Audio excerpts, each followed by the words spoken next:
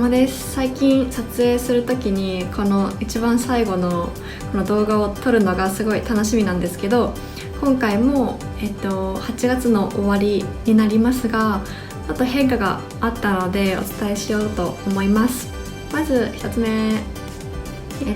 今まで英会話では英文のニュースを読んで自分の意見を言うっていう教材をずっと使ってたんですけど、それを使ってきて自分の意見をすぐに言えるようにはなってきたかなと思うんですが、一番自分が弱いところとして駆動詞がすごい私弱くって、もう意味を言われてもってなっちゃうぐらいだったので、ちょっと先生と相談して駆動詞を強化していくことにしました。なので今回この有名なケンブリッジから出てるこのテキストを買いました。少し高かったんですけど、中身はこんな感じ、全部英語なんですよ。こんな感じで、左のページに解説があって、右のページは自分で問題解いていくっていうような、テキストになってて、これを、先生と一緒に1日1レッスンずつやってます。やっぱりすごい難しいし、自分で使っていかないことには定着していかないと思うので、これからも積極的にこの駆動詞を使っていきたいなと思ってます。で、2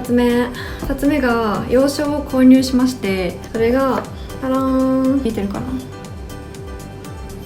ビカミンっていうものなんですけど、お部屋が映ってるビカミングを、購入しました。理由としては YouTube で How Racist Am I っていう動画を見て、私はずっと今まで人種差別について知りたいっていうことをすごい思い出して、知りたがってたんだなっていうのを思い出して、いろいろ本とか読みながら勉強していきたいなって思ったので、このビカミングと人種差別についての本を2冊購入しました。私の英語力で読んでいけるかっていうのがちょっと不安なんですけど、Kindle は分かんない単語があったら、ここクリックするだけで意味がバーって出てくるので、すごい、分かんない単語があってもちょっと読みやすいかなと思って挑戦してみようと思いました。はい、その2つかな。もう次9月になっちゃうと思うので、8月の振り返りと9月の新しい目標をまた取りたいと思います。はい、いつも見てくださってありがとうございます。また次の動画でお会いしましょう。バイバーイ。